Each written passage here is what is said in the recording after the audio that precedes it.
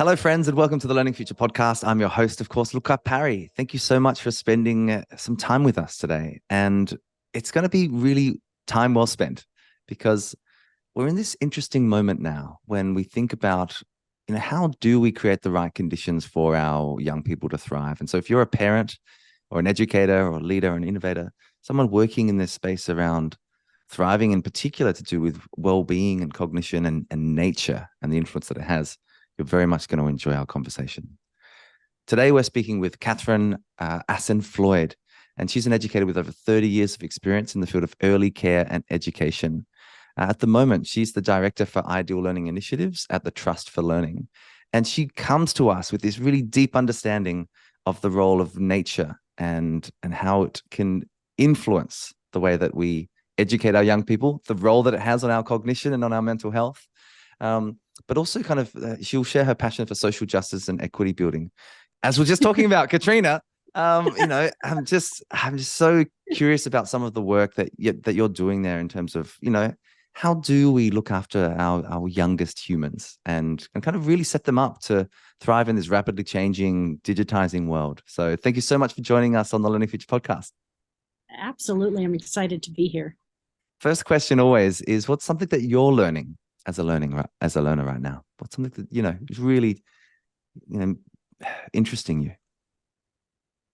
I think what is really interesting that I'm learning about right now is more and more about the benefits of children being outside and learning outside, and really diving into the research around how children can thrive, flourish, have better attention, have better, just academic outcomes. And I think that surprises people sometimes when I say, actually, having children outside while they're learning leads to increased standardized test scores, increased high school graduation, decreased dropout rates. So there's a lot of things that might not seem natural, to use that word, to people who are educators and families and the general public. But there is a lot of research around the benefits for being outside and engaging in nature. I feel like we've spoken about this on the podcast previously with Nicholas Carlisle, the idea that young people now are kind of living a predominantly digital life. And so what's the case? Like, what does the research tell us about the benefits of nature-based learning? Because clearly, you see young kids kind of playing in a sandpit or just, engaging in nature. There is this almost natural, to use that word, natural explorative element to our humanity that kind of really does seem to come out. But, that's been changing over the generations. So, what do we know? Yeah. And, you think about maybe experiences you had as a child, maybe at a lake or a beach with the sand and the water and the sun. And maybe all you had was an empty bottle that you were using to build sandcastles. And if you've ever watched a child engage in sand and water and mud, you can see their attention. You can see that they focus. Maybe they're building just a big pit where they want the water to flow into and make a pool. And to contrast that, you look at a classroom where there are rows of chairs and you see the amount of fidgeting that happens. You see the lack of concentration, the inattention. And so how do we merge these things? How do we take the best of pedagogy and the best of technology, but then also make sure that our kids are having feet in the sand, mud in their hair, and, just come home dirty and happy. So there's just a lot going on, especially for young children with COVID and the amount of trauma that's happening for young children, and all that happens in nature that is healing to the human soul, to the cognition, to learning, to all of those things. So Katrina, I'd love, because I think many of us know this intrinsically, like, as adults that would largely be listening to this podcast, we can recall all these experiences when we were growing up, and for some of us even, before mobile phones were just ubiquitous, and kind of in our hand always, and kind of that picture of people being outside but actually still being kind of on, on a screen. And so what do we know? Because this idea of healing or attentional restoration, or perhaps even engaging, parasympathetic nervous system and polyvagal theory, like what is it about the benefits of nature? Like, why is it that we can go outside and kind of look at the fractals of a tree, or listen to the ocean, and it will somehow calm us or help us co-regulate? What's really going on there around the emotional and social skills, or the childhood development space? Because I've always been very curious about it. It's really interesting. A lot of it has to do with colors. So as an example, the human eye can detect more colors of green than it can of any other color. And so our brains are hardwired to thrive in nature. They're hardwired to be able to look at the leaves and see the different colors, and watch a squirrel run up and down and learn about gravity and learn about all of these wonderful things. And so it's really about creating these spaces, and children are able, when they're outdoors, there's more collaboration, there's more cooperation, problem solving. They've seen instances of mental health disruptions go down. They're severe even. And when we look at the fact that we are educating children that are citizens of the future, and we don't know what the jobs are going to be like, we don't know what the environment's going to be like. And so rather than focusing on these sort of rote memorizational things that you can measure on a test, we need to be looking at critical thinking and executive functioning and all of those things that are hard to quantify, but when you sit down and ask an industry leader what they want in their employees, they're not mentioning that they've memorized their ABCs and they know how to add 1 + 1. They're not mentioning any of those discrete skills. What they're mentioning are all of these other things. Can they go into a situation that is completely new to them and use the skills that they have to solve a problem that's maybe never faced before? And those are the things that outdoor and nature-based learning does for children. And that's why it's become so important here as we're building these little people that are going to be leaders of the future. Absolutely. I mean, it just feels like to me it's the perfect environment. And yet for some reason, I think we've, as you say, the kind of industrialization of our society and in all systems, including educational ones, seems to be thought, actually, no, it's going to be better for us to, to really teach the children and this distinction between teaching and learning, I think, is one I reflect on often as an educationalist. It's, well, actually, sometimes, we don't need to be directly instructing or explicitly instructing. What we need to do is for there to be like learning as a principle of as an emergent principle, if we put it that way. And so, nature is always about problem solving or discovery or curiosity. And this idea of like, okay, everybody come back inside so you can now learn. It's kind of a strange framing, isn't it, really? Okay, well, recess is over. It's now time to go. And yet the learning never stops. Even the word teacher, I've sometimes said, wow, I wish we didn't call them teachers. I wish we called them facilitators or something similar to that, because what we do then is we set up the environment, we set up activities, we give this freedom, but freedom within safe parameters so that they are doing risk taking, but it's an acceptable risk. Yeah. And so how do we think about ourselves as educators as more of a facilitator to learning? As how do I help draw that out in a child? How do I excite their natural curiosity? How do I bring out that little scientist who wants to understand why the ants are going in a row?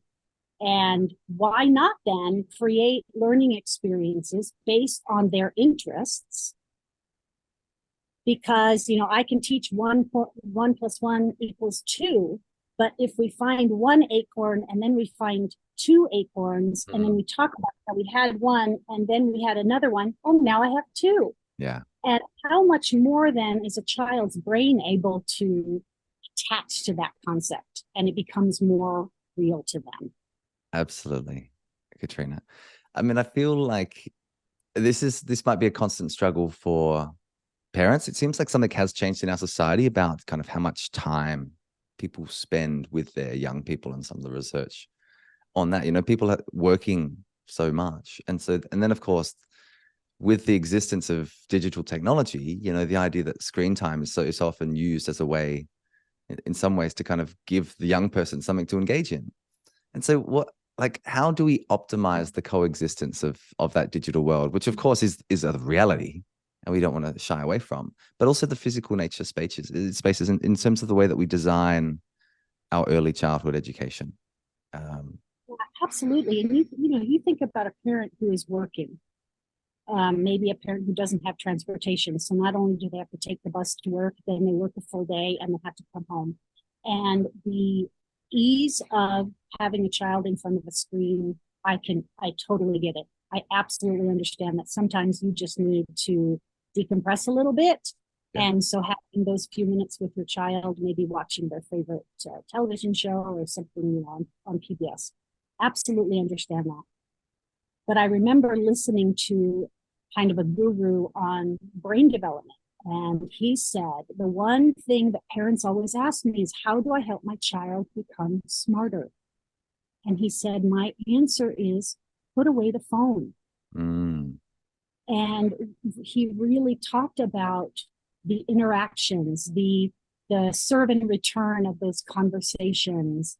And how frequently now do we see mom pushing a baby stroller and maybe she's on the phone or she's watching some videos, and all those missed opportunities for interaction, all of yeah. those things. And I think it's really easy to use technology as that kind of time to give yourself a break. And I definitely recommend anybody giving themselves a break when they really need it. But the amount of learning that happens from you just having a conversation in the grocery store about what kind of apples you're going to pick out, what kind of cereal should we get? Oh, I love Mm. the colors on this box. Well, we have 4 people in the family. How many oranges do we need?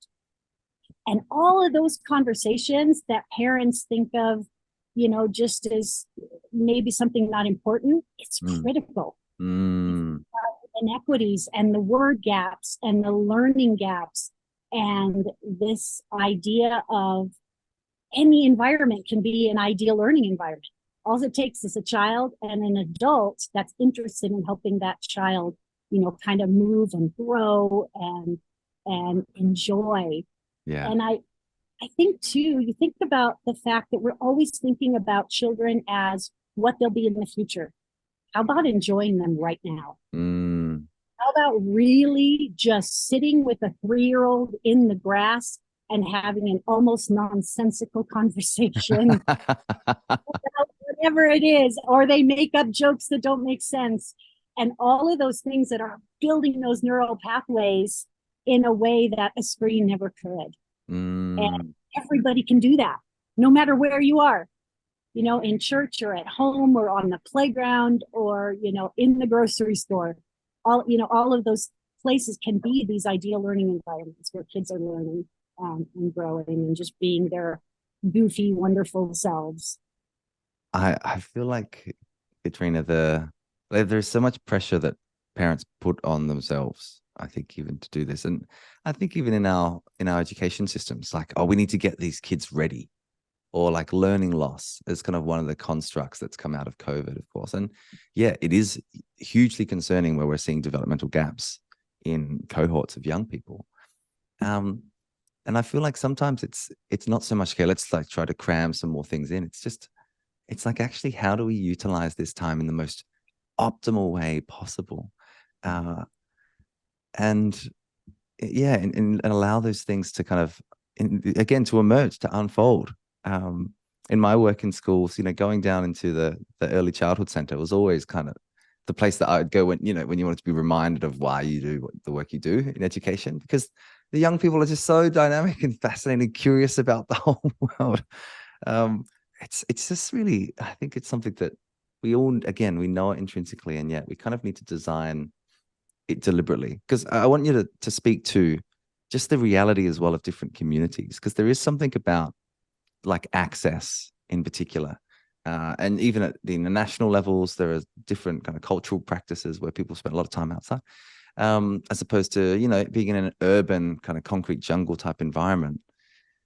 You know, how do we think about nature-based learning through an equity lens, and think about the, you know, the creative solutions required then to gain access to nature and the benefits that it has for all of us? Yeah, it's a fabulous question because it really has come more to light with COVID. And I would love to hear people stop using learning loss, because while children maybe fell behind on some of the rote memorization that we seem to want to require them to do, they learned a whole lot about germs. They learned a whole lot about washing their hands. I would bet most of them know what 6 feet is with social distancing. And so I think about the fact that children are learning all the time. And so there's not a learning loss. It's just that they learn different things than we had intended. And so a lot of them became quite savvy with how to talk to grandma on the screen, or, you know, how to do digital homework and all of those kinds of things. So really giving credit to kids for how resilient they can be and all of that. But what we saw a lot was an increase in the understanding in the inequities. We see it all. We see it all the time. We see it with whatever people want to call it, the learning gap, the word gap, the disadvantage, the under-resourced, all of those kinds of things. But you know what it boils down to is that there are kids in our world that don't have access to the same things that other kids do. And so if you are living in a very, very concrete, industrialized part of town, you probably don't have access to a park, and you probably don't. And maybe you have access to a park, but it's not a place where your mom or your dad or your grandma thinks is safe. And so really it's about the fact that you can take any of these environments and make small but significant changes. So if your child is not, you don't feel comfortable with them running outside and then just coming in when the streetlights come on.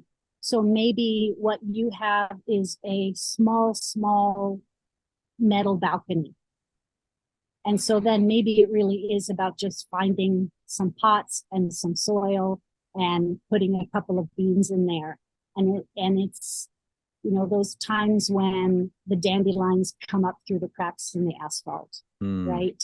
You know, there's been some writing about that, about finding nature where you are and pointing it out and say, you know, wow, look at this. Yeah. Everything here is black and it's concrete, but what's happening right there? And so we're turning them into these discoverers and these, you know, nature lovers. And it's about this idea too of the fact that there are cultural differences, there are differences racially, income, and really looking at that idea of risk taking. And for a person who maybe lives in a place that they don't feel is safe, the idea of risk taking can be really scary. Yeah. What we're talking about is creating appropriate risk taking. Yeah. So maybe walking on rocks instead of walking on the pavement because it's rocky and it challenges your balance and it does different things with the brain. So there's so many different things that we can do that people don't need to I want to tell parents to relax. I think if I could get anything through to parents, just really, your child loves you to death, wants nothing more than to just spend time with you. And even if that's just small snippets of time, but where you're kind of in that sacred space of between my nose and your nose, and you're having those little conversations and you're giggling and you're doing all those things, those are the things that are going to make them cognitively strong. And so don't worry about the flashcards. You know, don't worry about the videos teaching them French when they're toddlers and those kinds of things. It's really about enjoying that time, because you talked a little bit about the difference between an in an early childhood classroom, the joy, the curiosity, all of those things. Well, contrast that with a sixth grade classroom. Yeah. And how much more learning happens when you are engaged and enjoying, and the teacher realizes that you have a love of monster trucks. And so you can do a whole thing on gravity or how fast it goes, depending on an inclined plane, but you're doing it with monster trucks. And how much more than that children are taking in when we can see them as individuals, and it's just really capitalize on all of those things. And so there are definitely ways to create more equitable access. And so maybe it's just bringing in a big bucket with dirt because you don't have a place outside. Maybe it's too hot. I mean, we have places on this planet 120 degrees, right? So, Yeah. but you certainly can bring in buckets of water. Yeah. You certainly can do those kinds of things. And so not really worrying about these, it's wonderful if you can get a grant and you're going to completely transform the playground, but that's not always a reality. Yeah. But it's a reality that you can have every child who has to walk to school pick up the pine cones. And you're going to make a big tub full of pine cones, and you're going to talk about the sap you have on your fingers and you know what happens to the pine cones. And so there's just a lot of possibility out there. And so really helping parents and educators find the joy, because when you have joy in something, that's contagious. Yeah, absolutely. The joy, you know, the delight that young people have in their, like, in the sense of being alive and exploring, you know, asking questions after questions, you know, which sometimes we can feel is exhausting. But the point is, you know, it is this beautiful curiosity that seems to be such a part of the human spirit. And yet for a range of different factors, as we've spoken about, this idea of, okay, we're going to school you now in a place that has 4 walls, that actually is enclosed and has maybe some windows, maybe not, you know, like even the construction of the schools to be kind of inward as opposed to outward is such an interesting design decision. And I often reflect, Katrina, about, you know, outside of the challenges of access, really, it's so many of the challenges are design problems. You know, things have just been poorly designed. Yeah, we've got a playground in the middle, but it's like the McDonald's type plastic playground where really there's very little breadth for exploration. And again, to our point about, you know, what's all this education for? To expand into all these capabilities that make us really human, and they really help us in the marketplace, for example, to be, you know, problem solvers and risk takers, collaborative, you know, critical thinkers, all these kinds of skills. And it somehow seems like we in a well-intentioned but somewhat problematic way, remove them from the most ideal learning that there is, which is in the natural world, which of course is also the name of the subtitle of the report that you've authored, you know, at Trust for Learning, you know, nurturing all children in nature, ideal learning in the natural world.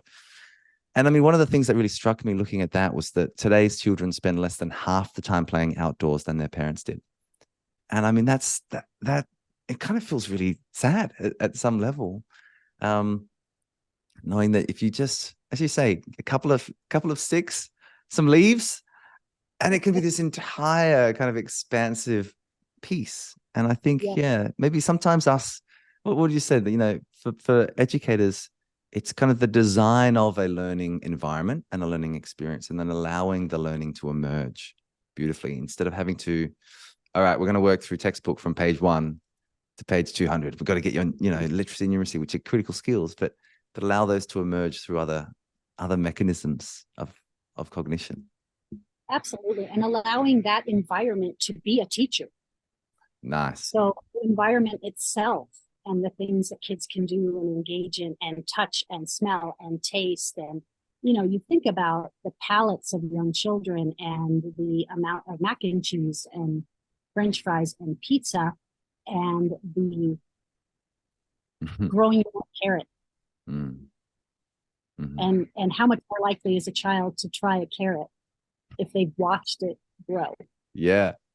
So there's just a lot of things that parents can do, that educators can do. And, you know, when we're designing these environments, we take all the grass out and we take the big rocks out because they're not quote unquote safe. But one of the best playgrounds I ever saw was just this big pad, and they had put sand in it and two big boulders. And even though there was a big plastic red and green and yellow playground within sight, the kids wanted to play on the boulders. Is that interesting? And so, why can't they? Why Yeah. can't they up and down the hills? Why can't they climb trees? And yes, of course, sometimes things will happen, but they happen on those playgrounds too. And so, those playgrounds don't help kids navigate Yeah. things like being unbalanced, things, all of those kinds of things. And so we really got to look at what is safety, what's appropriate for risk taking, because we can't put our kids in a bubble. Things, there's research on health, and that children are healthier when they're outside. And you hear parents and they say, no, my I can't let my child go out because it's cold and they're going to get a cold. Well, actually being trapped in a classroom with 20 little people breathing on them is much more likely to give them the virus that is a cold than being outside. Yeah. And so really seeing that whole idea that Norwegians say with there's no such thing as bad weather, there's just bad clothing. It's a great principle. And again, some of the other cultural principles, I think it's free live, like in the Norwegian concept of fresh air life. I think it translates as something like that, and yeah, absolutely. And preschools where they don't go inside. And it's interesting to work, particularly here in the United States, where there are states where it is nearly impossible to have an outdoor preschool because of the licensing requirements. That's interesting. And the places where you could be outside, 300 days a year, but you can't because it's being inside those four walls that people consider safe. And, rather than being outside and getting that fresh air and learning all those things about how you persevere, how do you solve the problem? Gosh, so it's just really obvious if you step back far enough and look back at the construct of the system, you're like, that's curious that this is one of the design features. And so my question, Katrina, is as we design these systems of the future, as these early childhood environments and experiences, like where are we going? Where do you hope that we end up? So if we have this conversation, let's say in 15 years, and you think about the advocacy work that you're doing, the work that many kind of people are looking around the future of learning and trying to humanize that and think about the multidimensionality of human growth and development. What do you hope that reality is for us in 2035, when we have a whole new cohort of young people, in these settings? We are, and I always like to tell people, this isn't an emergency, but it's urgent, because every cohort of 3 and 4 and 5 and 6-year-olds that we miss that cohort. And so I just love the idea of policymakers, lawmakers, municipalities and counties and states and countries really looking at how are we designing this world so that children understand things, so that they understand, the whys about food and the where it comes from, and why do we need animals, and why do we need these things. And so there's just ways of looking at the future and looking at what is it really that we want for kids. What do we really want for children, and then designing things that way. Yeah. And really starting to look at particularly education, because now that the world has become more dangerous for you to just let your children go outside, education has a bigger and bigger responsibility towards what's used to happen at home and what used to happen out when you were across the street on the empty lot, learning all kinds of things about how much weight a branch could take if 15 children were sitting on it. And all of those things now that kids don't always have access to, Yeah. we need to pick up some of that slack. We really need to be looking at, why can't we teach lessons outside? Yes, absolutely. Why can't we teach math by using rocks and sticks and things that happen in nature, and learning what happens when you get a splinter, and learning about what happens when you get stung by a bee or there's a spider, and Yeah. all of those things. And you're learning that every living thing needs care. Yeah. And so we want to make sure that these kids of the future are also able to look at the environment and feel a sense of joy, responsibility, stewardship. You know, what's going to happen if we don't have any more bees?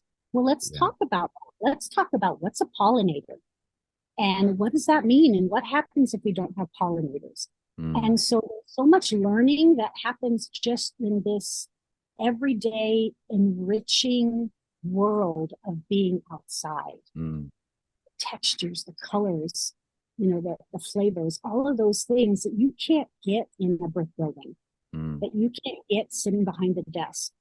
And so I would love to see parents, educators, policymakers take a step back and think about, what is it we really want for kids? And is the memorization of the multiplication tables, and whether or not a 3-year-old knows all their alphabet, is that really what we want to get at? And when I ask people, what do you want for your children? They want children who are engaged. They want children who see injustice and can fight it. They want children that are joyful, that can find a job that they really love, that'll be good parents. Those aren't the things taught in ABCs.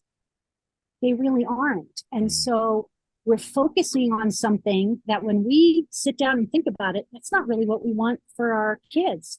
And the more language they know, the more experience that they have, the easier it is for them to pick up on academic concepts. And so that's why people are surprised when I say to them, actually, you can boost standardized test scores. And it's not by using flashcards. Yeah. It's by all of that engagement. It's by, getting kids interested. And let's turn 6th grade into a place where children enjoy learning. We can do it. We really can do it. And so we who know better and have looked at all of this research, really being vocal and really helping families and other partners to understand that there's a lot at stake, but it's not a lost cause. There is just many things that we can do, particularly in early childhood, man. I mean, have a conversation with a 4-year-old. The world is a good place. we can learn a lot. We really can learn or remember a lot from our youngest learners. Katrina, it's been a delight to speak with you. I love the passion. And I think this is, again, there'll be a moment where I often wonder about how we'll be judged by, the current design or the current principles. And I think we'll look back in 15 years time, hopefully, and go like, yeah, we kind of lost track of, what we know intrinsically, and the evidence is overwhelmingly telling us, what's best for our young people, and actually for the adults that teach them too, is kind of to be in these spaces, to be exploratory and to be playful. And so my last question is, what's a take-home message that you'd like to leave us with here, ruminating on, thinking about?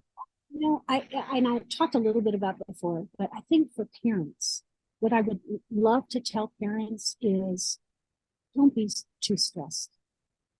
There are just so many wonderful things that you can give to your children, regardless of your circumstances or your income level or your schooling, any of those kinds of things.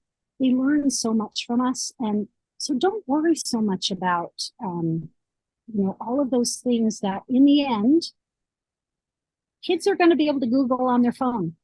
So really it's about, teaching them how to access resources. It's not teaching them to memorize things. So parents, enjoy your children. I think if a parent could do that, you're going to see everything blossom from there. So just enjoy your children. And I think for educators too, we have to be willing to stand up and say, yes, I understand that you want me to have these good standardized test scores, But let's also talk about those things that aren't as easy to measure. Let's also talk about those things that are, important to the future. So, if you're an educator or even families out there, I would love to hear from you. Go to trustforlearning.org. My information is there. If you've got questions about things, particularly for young children and their families, we'd love to engage with you, because there's so much out there. There's so much possibility. There's so much hope. There's so much, you don't have to be pessimistic. You don't have to worry as much as we do. Take that time, have that conversation with a 2-year-old who's just babbling concepts at you. Just bring some joy and unpredictability back into life. Yeah, kids are hysterical. Tap into that. They're they're fun and they're joyous and they're just, everything is new to them, and they can look at a dandelion for an hour and just there with them. There's really no end to what you can do, and just follow their lead and enjoy life with them, because they'll see that. Yeah. And children with joyful families are much more likely to be joyful themselves and adults. And look around. Is there a way that you can reduce an inequity in a community? Is there a way that you can talk to the local hardware store about getting some pots and some dirt? And so there's a lot we can do. So never despair. We can really, play leads learning. And so the more you play with your kids, the more learning that happens. So enjoy. It's beautiful. And it really, I think, calls on the principles of ideal learning that all the research and the reports that you've also created, Katrina, I think really insightful for all of us. Look, thank you so much for joining us for the Learning Future podcast in the beautiful natural environment I see behind you as well. It's been better outside, and you can see the trees, and we plant a tree every year, even in our little suburban area, and trying to bring as much nature as possible. Oh, it's beautiful. Well, we forget that we are nature so often. And so when we say we're disconnected from nature, we're often disconnected from ourselves. It's a beautiful Andy Goldsworthy quote, I think. So absolutely. Just take a roll of grass. Absolutely. Here's to a roll in the grass. Thank you so much. Thank you. I appreciate your time.